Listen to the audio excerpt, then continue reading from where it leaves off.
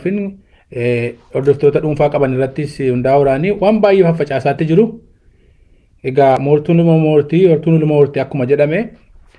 Olola jara kanaatiin booddeetti deebi'aa utuu hin taane yookaan warra miidiyaa harkaa qabuuf afarsu kanaa yookaan warra murnoof ijaarrate socho'u kanaan waboon hojii isaa dhiisee booddeetti deebi'a yookaan jalaa gufata jechuu utuu hin taane namni biraan dhugaa itti fakkaatee ajandaa deemaa jiru kanaan mataarraa cabu jira. Isa kana mamma dandeenyu irraa hamna. Akkasuma wallee haaraa wallee warraaqsaa waboon goota biyyeen gurgurree jedhu kana sirba haaraa amma beera kuni marsii abboomaa jedhama. Dhaqaa yuutuubii isaarraa cheekii gochuu dandeessu ilaaluu fi dandeessu daawwadha.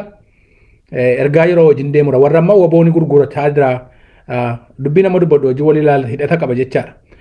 Tokko tokkotu gadi ba'ee wabooni gaarii wayyaaniitii akkas ta'a jiree irraa dubbata. Fakkeenyaaf kanneen akka Yaayyaa Bashir jedhanii fi shebboo miidiyaa irraa kan hojjetu gammee galgaloo kan jedhamu amma humna isaatti kaleessa waboo kana samiitti ol dha'ee ture jechaadha.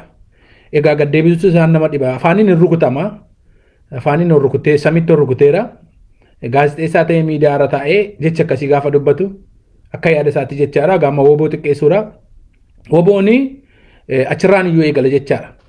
Gammee galgaloo biraan geessu miidiyaa shebboo irraa kan hojjetu kana jechaadha. Si'a tokko lama miti baay'ee irra deddeebi'ee dubbata. Namoota inni fidus waa inni fidus amma marroodhaaf suuraa namaa wal bira kaa'ee qabsoon bilisummaa Oromoo mana hidhaa keessaa nama baasuu duwwaadhaaf akka inni qabsaa jiru waraanni bilisummaa Oromoo jechaadha. Waan qabdu hundumaa fixadhuuti ajajanni marroodhaa kennaa jiru kaleessa hoogganaa waraanaa daaspooraati amma inni kuni jechaadha. Loltoota warra seesee warra faqqadaadhaan hoogganamanit jecha akkasii haasa'uu dandeessa. Waraanni bilisummaa Oromoo garuu kan inni goraa jiru qabsoo inni geggeessaa jiru qabsoo nama lama sadii mana hidhaadhaa baasuu utuu hin taane qabsoo uummata Oromoo hidhaa waggaa Oromoo Oromiyaa hidhaa waggaa 150 sirna koloneeffattoota impaayera Itoophiyaa jala jiru isa keessa baasuudhaaf jecha waan qabdu fixadhuuti qilleenxoo raqii jetteeti. Amma gaa ergaa dabarsuu isaati. Marroo faan qabsoo isaan goran Jawaariin baasuudha mana hidhaadha jechaadha. Yaa Oromoo dammaqaa. Maaliif namoonni tokko tokko maaliif gabbaatanii waan akkasii irraa dubbattu jarri gadi galooraa jedhee tuffadhaati dhiisaa bira darbaa jira. Akki nuyi itti tuffanne nu miidiyaa irra taa'u dhaluma Oromooti isaan hordofaa.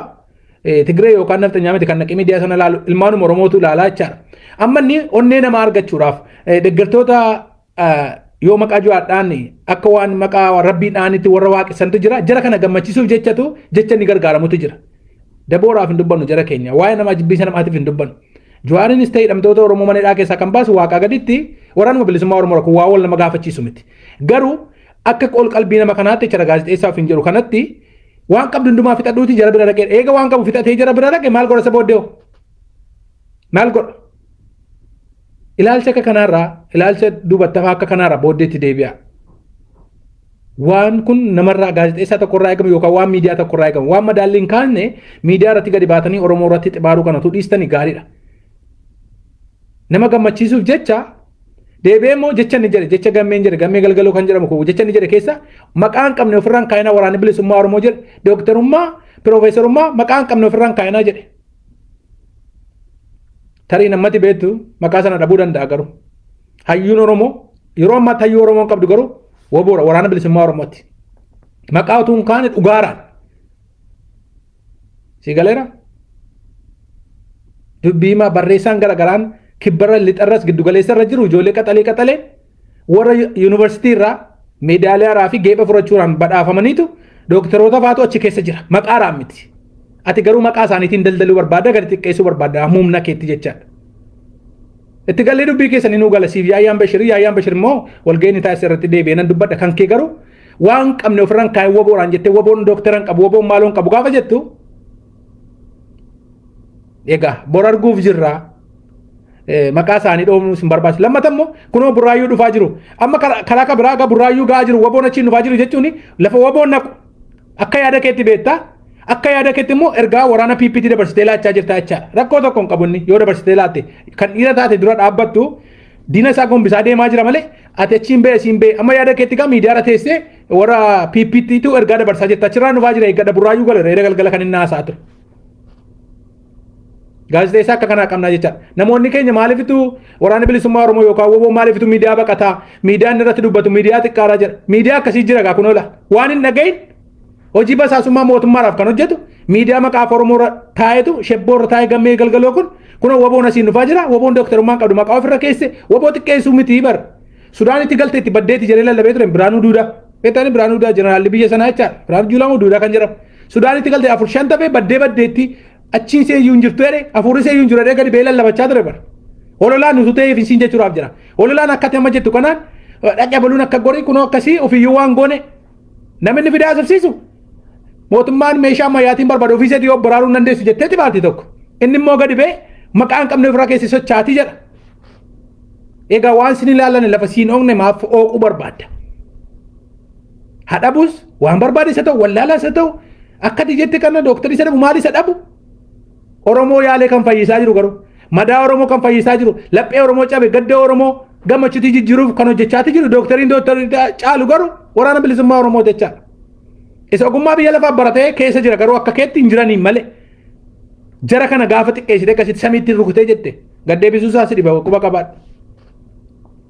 Rukutuun badaamin afaaniin maal godha rukutte gaa karoonni diina isaa rukutaara yeroo itti olola sirraa deebisuun qabu garuu hoogganaan Shebboo Miidiyaa utuu irratti yaadde gaariidha. Wanta sababuma namni dhufee akkas ilaale sanaaf jettanii jecha akkasii waraana bilisummaa Oromoo keessumaa waraana bilisummaa Oromoof qondaala waraana bilisummaa Oromoo irratti xibaara deemaa jiru kana utuu gaafa gulaaltu miidiyaa keera wanti natti tolu daayirektii yaada namaa kallattiidhaanitu laayivii dabarsita inni gaariidha.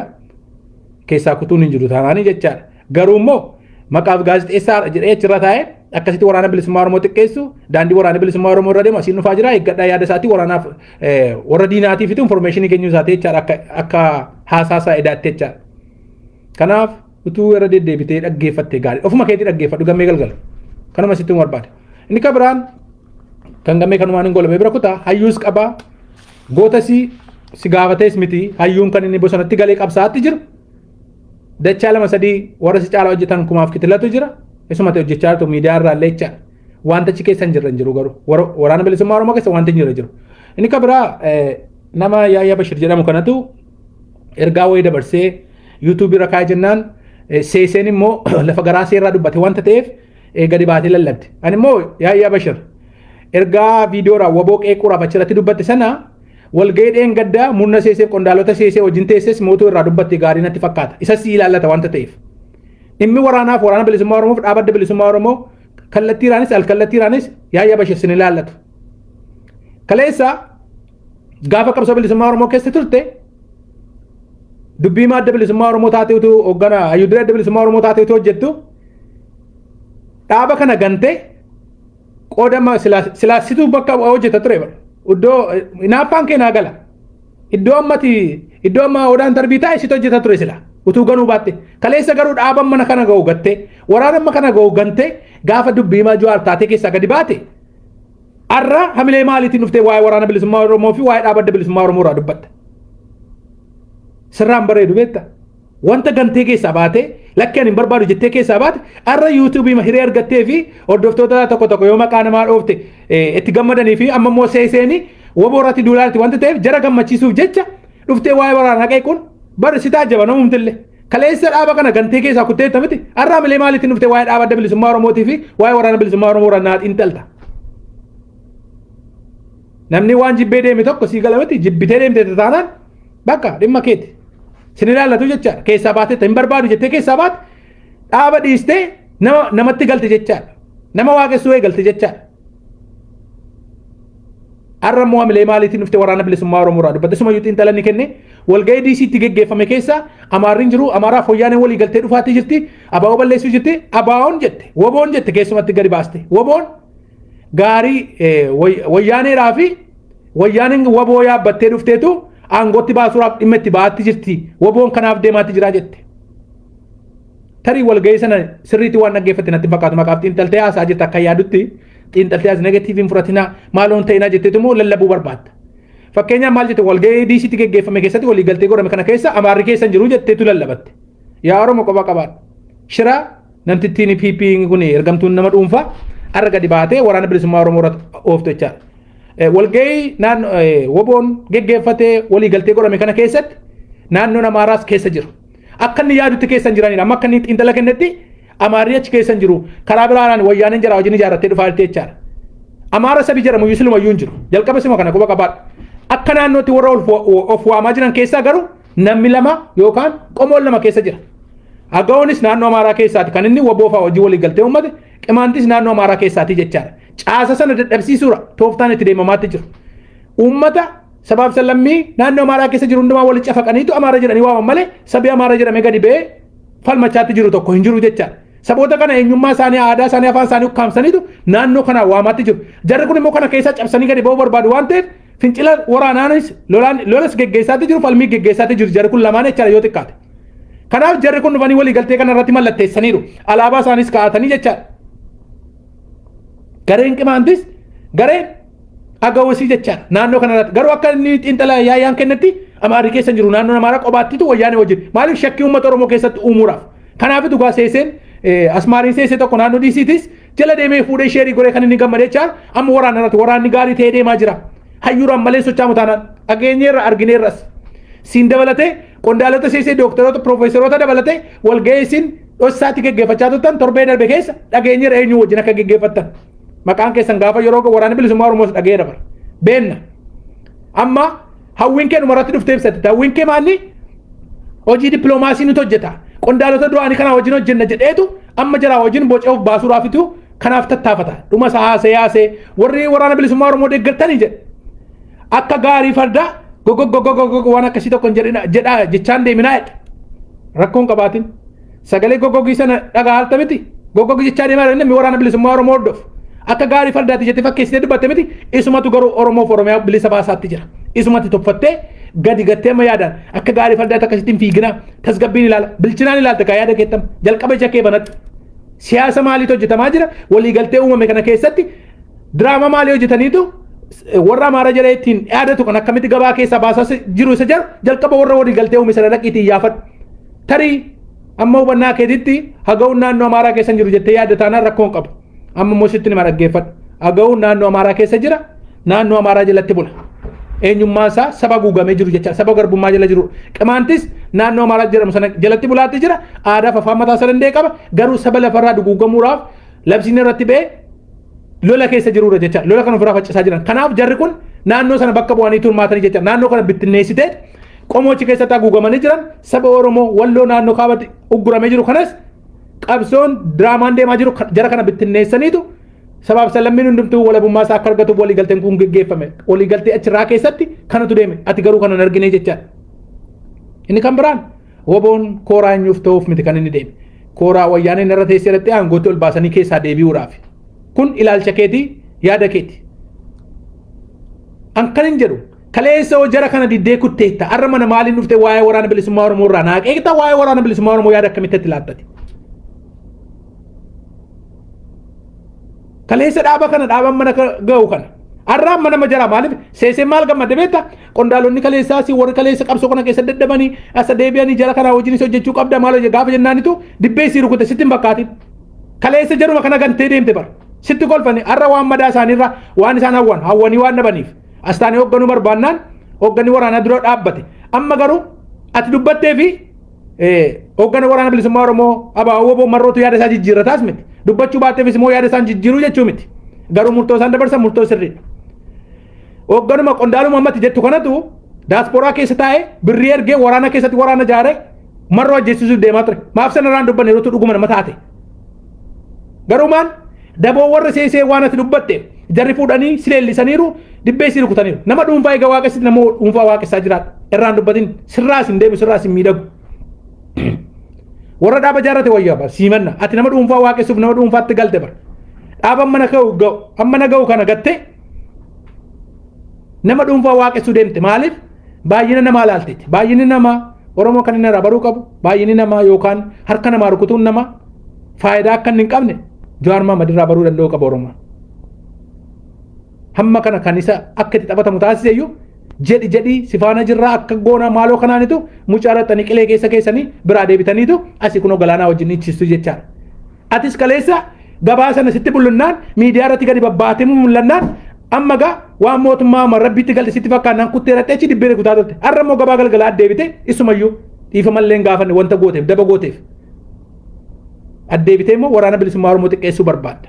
Maqaan jiru ofirraan kaayinaa jette bara. Kanaan ala galma ga'uu hin danda'anii jedhe yoo isaan itti dabalaman yoo hayyuun keenya kun inni itti dabalame duwwaatu galma ga'uu danda'a akka yaada isaatti yaayaan bashir Aboo dhaqi namuma kee dhuunfaa waaqessi. Ati immoo gadi galoora iyyuu jararraa gadhee rakka kanaa iyyuu jiru bara. Warra dhaqee dhaaba abixxilatee deeme iyyuu wayya. Haa tola badu isaan maqaa dhaabaatiin kaayyoo kan biraa qabu jenna. Ati kaayyoo kanarraa iyyuu adda bara. Ati nama dhuunfaa waaqessutti galte bara. Dubbii maa dhaabaarraa kaate dubbii maa hayyuu direerraa kaatee namni gad deebitee kan nama dhuunfaatti galtu miidiyaaf jette. Arrama gabaa kee tachii badega. Amma kanaaf warra seesee wajjin walgahii dheengadde godhatan beenna. Qondaalota seesee daasporaa keessa gogaa baawwatiin sochaanii wajjin walgahii godhatan. Godhaddaa rakkoo tokko hin qabnu. Garuu waa tokkoon isinitti himan.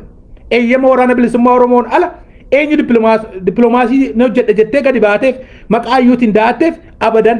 Warri dheengadde mari'attanis borootti mari'attanis fuulduratti mari'attanis beeksistanis mul'istanis dhossitanis deentaa keenya miti kun. Waa waraanni jedhe duwwaatu hojiirra oola kana booddee. Maa nama tokko kaatee kana booddee kabiraaraan abaluu bakka kana bu'amaan jedhin nama sana hordofna malee ati wal ijaarteef ati wal irratti oofteef dooktarummaa baatteef piroofeesarummaa baatteef miidiyaa qabaatteef eenyuun ofitti sima kuuraaf hin deemu. Isumayyuu gabaa akkasiitti moo gabaa galgalaatti moo karaa birootiin ammayyuu diina ijoollee keessatti daba garaagaraa godhaa asirraan immoo galagaltanii dhuftanii shira garaagaraa Oromoo irratti mattuu jechaadha. Qabsoon bilisummaa Oromoo munnoof ijaare miti kan inni socho'u dhiiga ilmaan Oromoo waraana bilisummaa Oromootii fi qaroo Oromootiin socho'aatti jira.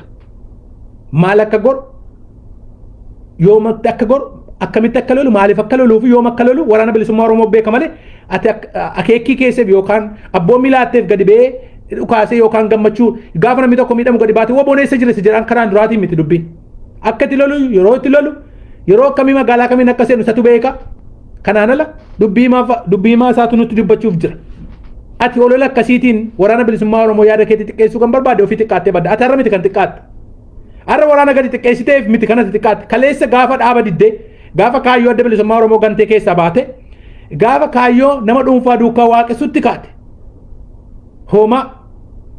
Hoomaa jaljeessaa waan akkas wal duukaa yaa'u yookaan waa abeen si duukaa yaanaan kaleessa dhugaa sitti fakkaate gadi baate waraanuma kanarratti dhaabuma har'arraa dhaabarra wabii isaaf dhaabbate fakkaate gadi baate kanarratti olola ofaa turte yaayyaa Bashir. Har'a mana maaliin dhufteetu gaa waraana bilisummaa Oromoo gaarii ta'eetu wayyaanee aangootti deebisuuf deemaa jira. Isa arguuf jirra bara.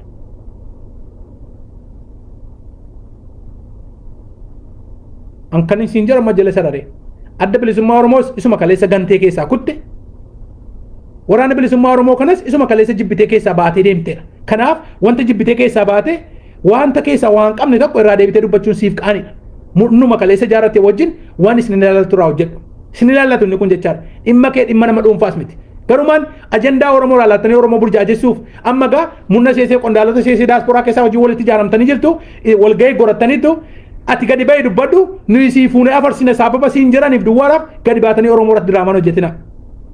Kanaaf woboon diigamu tokko hin jiru.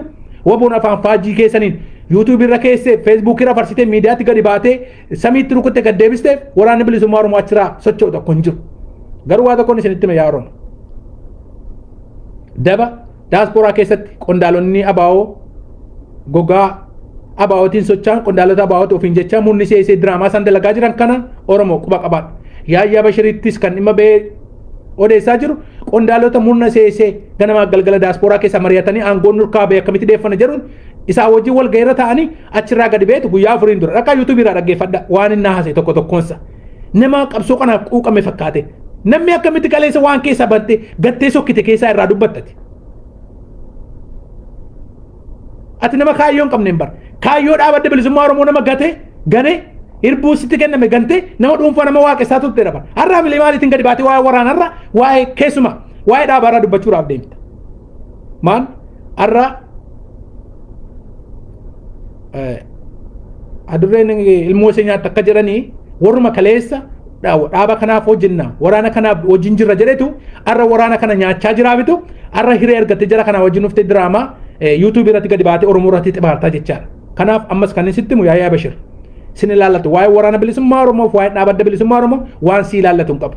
Murna seesee ammas harka sii rukutan garuu waan miseensummaa kee kaleessa sii deebisan sitti hin fakkaatin.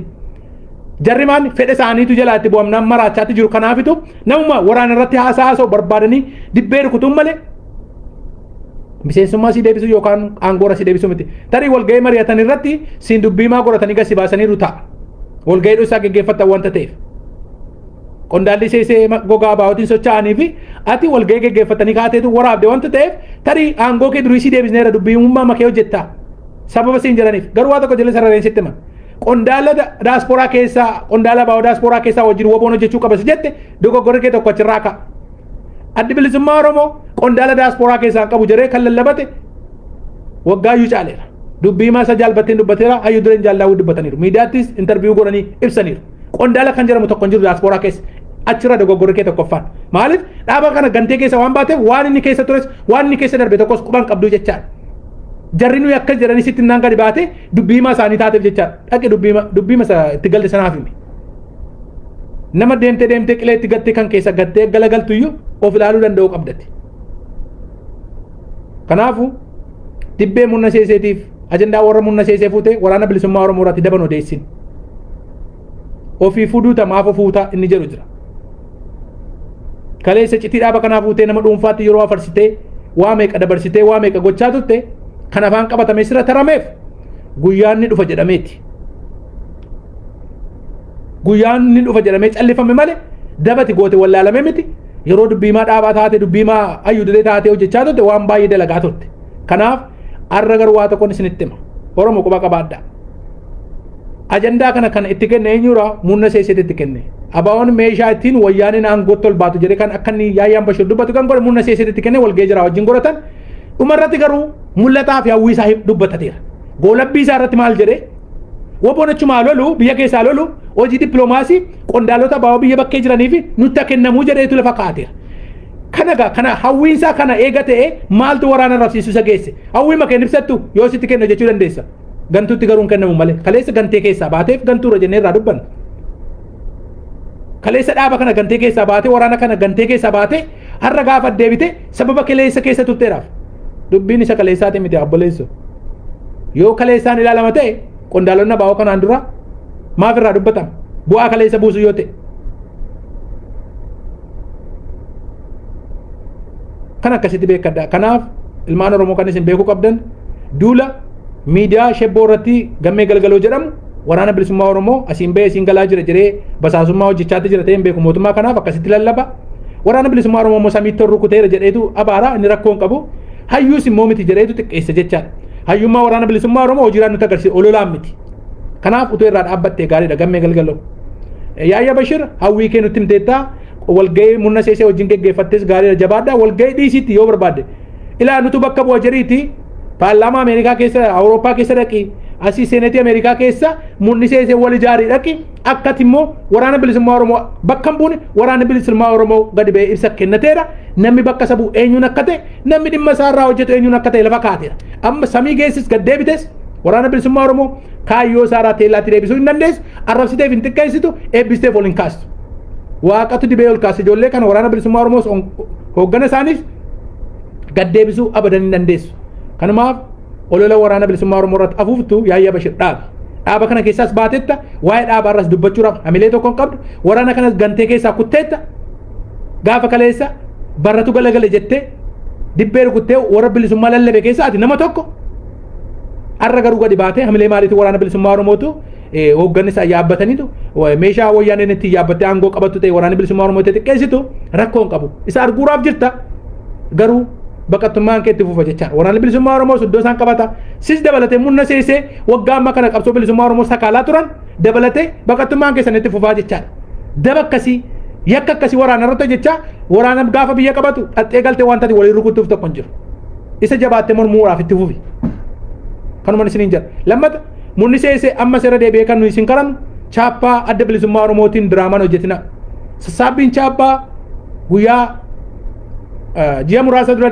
lallabamee ture chaappaa 775 sassaabameera amma chaappaan isin biratti hafe chaappaa adda bilisummaa Oromooti warri shira dalagaatti jirtan keessumaa qondaalonni seesee maqaa abaawootiin sochaatan abaawoo kan bakka isin hin buufanne maqaa abaawootiin warri sochaatan chaappaa adda bilisummaa Oromoo deebisa kabajaan qaama dhimmisaa laallatutti deebisaatii kenna namoonni baay'een maaliif chaappaa irraa dubbatu amma waa'ee chaappaa kana waa'ee siisimaa dubbatu jedhu hamma isaan daba waraana bilisummaa Oromoo dhaaba adda bilisummaa Oromoo dalaguun dhiisnetti wanti nuti irraa dhaabbannuuf tokko hin jiru kunoo walgahii ta'anii waraana bilisummaa Oromoo irrattitu daba dalagu Chaappaan isaan bira jira. Chaappaa fuudhanii rukutaniitu ibsa garaagaraa waraana bilisummaa Oromoo qabsoo bilisummaa Oromoo irratti daba garaagaraa dalagu. Hamma isaan kana gochuun inni itti garuu irraa hin dhaabbannu. Ammas kabajaan kan isin gaafannu seeseen kabajan beektuun malee chaappaa isin bira jiru sassaabaati qaama dhimmisaa ilaallatutti kenna. Koreen garaagaraa dhaabbatee jira. Koree sassaabduu chaappaa warri jedhaman. Kanaaf atattamaan chaappaa isin bira jiru deddeebisa ammas kabajaan isin gaafannu. Utuu isin chaappaan deebisin garuu waraanni bilisummaa Oromoo biyya abbaa isaan dhuunfata. Yeroo sana garuu chaappaa sana waan isin gootan ilaaluufis jirra. Garuu kabajaan utuu deebistani borii keessaniif gaarii ta'a. Ilaalcha keessa ilaalcha gaariin akka isinii kennamullee gochuu dandeessu. Yoo dandeessan chaappaa kana deebisuudhaan nu gargaara isiniin jedha. Garuu kabajan beektan waan ta'eef garuu tokkoon keessan immoo warri chaappaan isin bira jiru gadi ba'uufis jirtu. Chaappaan adda bilisummaa Oromoo munni seeseettiin dhimma ba'atti jiru Oromoon daasporaa keessa jirtan. Peejiin dhaaba adda bilisummaa jedhamee amma irratti dhimma ba'amaa jiru duraan adda bilisummaa Oromoo sirriitti dhimma itti ba'aa ture amma garuu harka warra seeseetii fi qondaalota seesee jira. Jarri kun immoo seesee jiranii gadi hin baane tooftaan isaanii abaawora hooggana baawatti jiranii gadi ba'an hoogganni daasporaa keessa hin jiru maqaa baawatti warri socho'an kun immoo munna seesee jedhamu. Chaappaa kana nuu deebisaa isin gaafanna mallee. Chaappaan kun deebi'uu danda'uu qaba.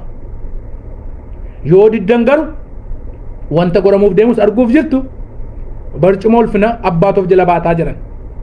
Chaappaan deebi'uu qaba. Hin deebistan taanaan garuu chaappaan sun isin harkatti waan inni ta'us beektu yeroo itti salphattaniif fagoo miti. Kanuma isinitti himuu dhufe. Kanaaf Yaayyaa Bashir qalbii kee jijjiirradhu viidiyoo isaa YouTube irraa ilaaltee irratti eeggatii isaa isin bulleessin. Qabiyyeen isaa waraana bilisummaa Oromoo xiqqeessuudha. Dhumarratti galuu itti gallisa warri waraana bilisummaa Oromoo deeggaranii gaarii fardaati waan tokko argaa jiranii duuchaa matte ijuma jiruunfannee waraana keenya deeggarreetu gaafatti bilisoomtee dibbee rukutaa turte 2018 keessa gaafatti bilisoomne jettee lallabachaa turte ijuma jiruunfannee deeggartoonni adda bilisummaa Oromoo dhaaba adda bilisummaa Oromoo waraana bilisummaa Oromoo tumsineetu sadarkaa kanarraa hin geenye walii wajjin sochaanee jechaadha. Ija jiruunfachuun kaleessa waraana deeggaruun uummata Oromoo biyya keessaa biyya ala jiru kana salphinaan miti Oromoo kabajatte ol baasee jechaadha. Yeroo itti silaa warri waraana kana deeggare warri dhaaba kana deeggare itti kabajamurra nuyi kabajayyuu hin barbaannu kabaji kan maluuf warra lubbuu isaa kennaa jiru kanaara jechaadha. Garuu deeggaraan adda bilisummaa Oromoo akka gaarii fardaatti fakkeessitee dubbachuun kee situ gaariidha. Maaliif nama biraa nama dhuunfaa sirra taa'ee sitti dhimma ba'aa ture. Sababa itti odeeffannoo beektu jedhameef dhaaba keessaa si butanii dhaaba adda bilisummaa Oromoo keessaa baatee nama dhuunfaa waa keessaa turte amma sanumatti jetta. Amma gabaansa waan gadi bu'eef amma immoo holola kanarratti banuudhaaf munni seesee karaa borosii ijaarratee gadi baatee jechaadha. Deeggaraan adda bilisummaa Oromoo waraana bilisummaa Oromoo yeroo inni boqqoo itti ol qabatu Oromiyaa yeroo inni boqqoo itti qabatu malee yeroo akka tafuuftu kanaan gadi xiqqeeffame gaarii fardaati ija jiruunfatee matu waboo duukaa gogog jere jettu kana miti. Yoo jettes deeggartoota adda bilisummaa Oromoo gadi buusuu miti. Bara kaleessa aangoodhaaf qabsaa'u Wallagga kanaaf qabsaa Gujiin kanaaf aangoo barbaadu jarri kanaaf jedhee yeroo lallabamaa ture uummati ciniinnate aarsaa itti kaffale waggaa sadan kana keessatti waan uummata Oromoo baase waggaa 27 wayyaanee keessatti lubbuu nama kana Oromiyaa keessatti hin banne bara keessumaa Wallagga keessatti yakka garagaraa gochisuu kanneessaa garagaraa ajjechaan bifa garagaraatiin waraabama haadhaaf abbaatti agarsiisamaa kana kan hin jedhamne achirratti geggeeffamaa ture. Jarri kun kabaja isaanii malamare akka ati jettu gaarii ta'e miti. Garuu ati jetteefis miti bara. Holola tafuufteefis miti. Shanee jedhanii waa meeqa jedhamee abaaramaatu kabaja Oromoo toree dhufe har'a Oromoon hundumtu dhugaan sun isaaf galee har'a wanta qabu hundumaan urgufatee waraana isa bira dhaabbachaatti jira. Kanaaf uummati waraana bira dhaabbachaatti jiru akkati fakkeessitee lafa keessatti hin taane goota caalu ofitti fudhate kan sadarkaa kanarraan ga'e isumatu morfeessi bilisoomsa. Garuu waa tokkoon sitti himan. Nama sammuuraan garboome bilisoomsuun baay'ee ulfaata. Nama sammuuraan garboome keessaa ta'e moosa tokko jechaadha. Sila amma akka yaada keetii aktiivistii siin jedhu maaloo siin jedhu dandeettii garagaraa qabda jedhanii si leellisu miti. Silaa siyaasa nama bisheessee nyaatu nama bisheessee nyaate nama sirriitti xiinxalutu taate deeggartoonni waraana bilisummaa Oromoo gaarii fardaatiin fakkeeffamu ture jechaadha. Kana jedhee kan fakkeesse Yaayyaa Bashir nama jedhamtu kana jechaadha. Baay'ee gadi bu'aa ta'uu kee xiinxalli kee maal akka ta'es jechaadha. Hin qaana waliigalteen diisitti geggeeffame mee Oromoo dhaqaati dhaggeeffadha. Waliigaltee kana yoo xinnaati gosa namoota sagaltu naannoo sagaltu walii gale. Naannoo sagal keessaa immoo dhaabbota garagaraa sagaltu walii gale. Sagal keessa lama naannoo Amaaraa irraa keessatti qooda fudhatan. Saba guguddaa irra jedhe kun qaba qabaadhu. agoof qimaantiin jechaadha. Amaarri keessan jiru jedhee gadi ba'ee viidiyoo waraaba. Nama akka kanaati jechaadha xiinxalanni kennurraa achumarraa kufa bara.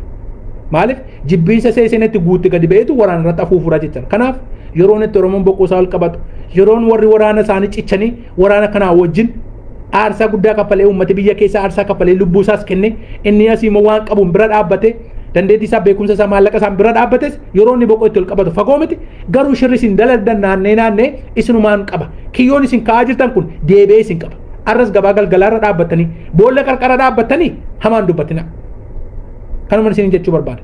Kanaaf ilmaan Oromoo jabaadhaa deeggartoonni ABO waraana keessan bira dhaabbachaati jirtan keessaa falaa hamilee qabdanii qabeenya qabdanii humnaan beekumsaan bira dhaabbachaati jirtan jabaadhaa.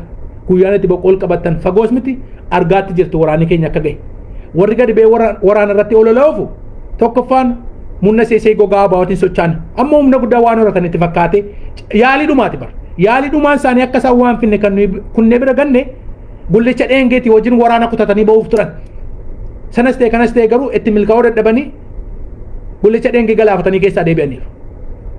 Amma immoo yaalii fakkadaas gawaa meeqa godhaniiru innis itti milkoomne lolaaf itti dhimma ba'uuf yaadaniiru garuu waan deemu miti. Waraana dhufee kunoo Finfinnee marsee jiru waraanni ganda tokkotti ka'e iddoo tokkotti bixxilatan olola miidiyaa duwwaaraaf fayyadaa jechaadha. Olola miidiyaadhaaf fayyada malee wanta tokko fiduu hin danda'u. Kanaafuu Oromoo dammaqaa waraana keessan bira dhaabbadhaa woboo jabeessaa. Injifannoon karaa qawweetiin nu dhufa akka odeeffamaa jiru akka itti qoosamaa jiru kana tun taane hayyuus kumaaf kitilaa qaba. Yeroo gabaabaa keessattis immoo walabummaa isaanii labsata Oromoof Oromiyaan nama lama sadii mana dhaaraa baasuu miti kaayyoon qabsoo bilisummaa Oromoo. Oromoof Oromiyaa hidhaa waggaa 150 jalaa baasuudhaaf. Warrooti isin jettan kunis sana keessatti hammatamanii keessaa ba'u jechaadha. Qabsoon bilisummaa Oromoo nama lama sadii miti. Adda bilisummaa Oromoo yookaan adda bilisummaa Oromoo ABO'n yookaan WBO'n abalutti hidhame jedhee kan bosona gale tokko hin jiru. Roorroota Oromootti darbee daangaata Oromootti darbame mirga Oromootu sarbamaatti jira Oromootu kolonii nafxanyootaa jira kana walaba baasa jedheeti gale malee xiinxalaadhaaf yookaan mucaadhaaf jedhee miti kan inni qabsaa'atee jiru Oromoof Oromiyaadhaaf. Namni isin jaallatan achi keessa jiraata taanaan Oromoof Oromiyaa Oromooras ta'ee Oromiyaa keessa jiraata ta'ee yoo mana nafxanyaa keessa jiraate kan bira darbamu tokko hin jiru. Hundumaatiif hidhaantaa biyyattiidhaaf iyyuu hiikamsatta. Hidhaa keessa kan baasu waraana bilisummaa Oromooti. Hidhamtoota siyaasaas ta'e eenyuun iyyuu. Oromoon nama lama sadiin immoo madaalama.